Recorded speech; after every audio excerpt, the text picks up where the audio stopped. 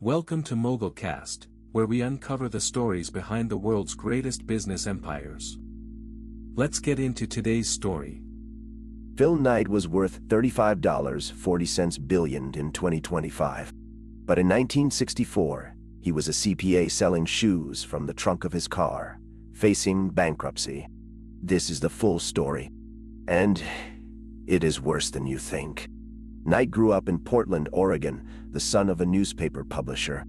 He ran track at the University of Oregon under legendary coach Bill Bowerman. In 1959, he earned a business degree in just 3 years.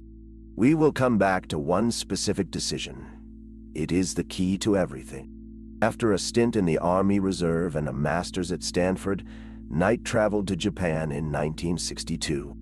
He convinced Onitsuka Tiger to let him distribute their running shoes in the United States.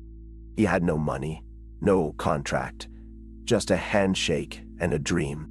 Back in Oregon, Knight and Bowerman formed Blue Ribbon Sports in 1964. Each invested $500.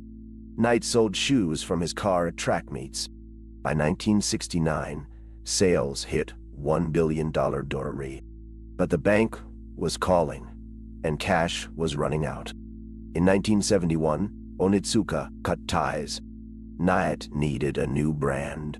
He designed a shoe with a swoosh, paid a graphic design student $35 for the logo. The first Nike shoes shipped in 1972. But not everyone was celebrating. Here is what the media completely got wrong about this. Nike didn't succeed because of marketing. It succeeded because Knight convinced Japanese manufacturers to extend credit on a handshake. No collateral, just trust. Knight used that credit to build a lean supply chain. He kept no inventory. Shoes were made and shipped on demand. By 1975, Nike had $14 million in sales, but the banks still wouldn't lend. He was one bad season from collapse. In 1976, Nike was on the verge of bankruptcy. A major order from a Japanese bank fell through. Knight had to beg suppliers for more time. He sold his own stock. The company survived by days. That was the first near death. Then came the 1980s. Nike went public in 1980 at $11 per share.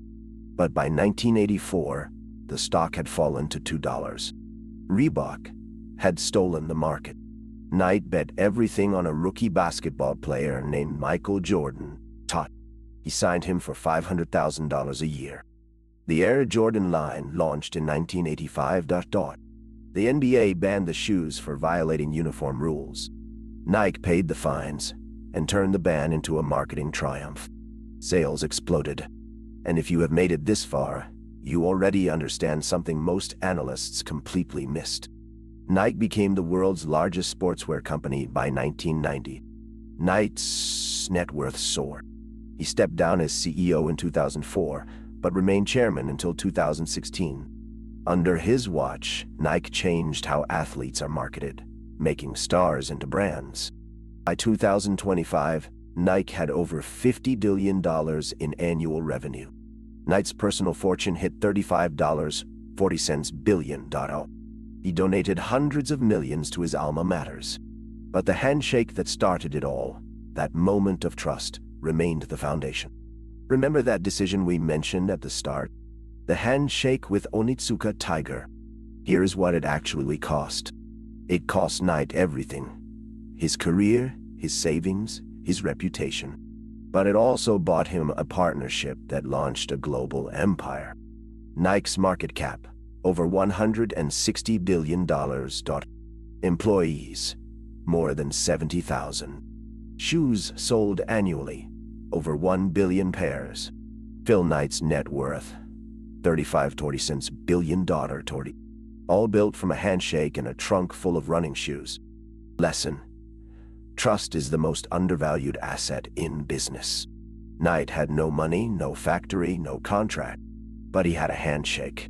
That single moment of faith, with Bowerman, with Onitsuka, with Jordan, created the most valuable sports brand in history. If you want to understand how this pattern repeats across every major business collapse, The next video covers a story with disturbing parallels. That one is next.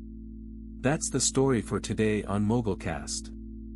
If you found this valuable, subscribe and hit the bell. A new empire story drops every single weekday. See you tomorrow.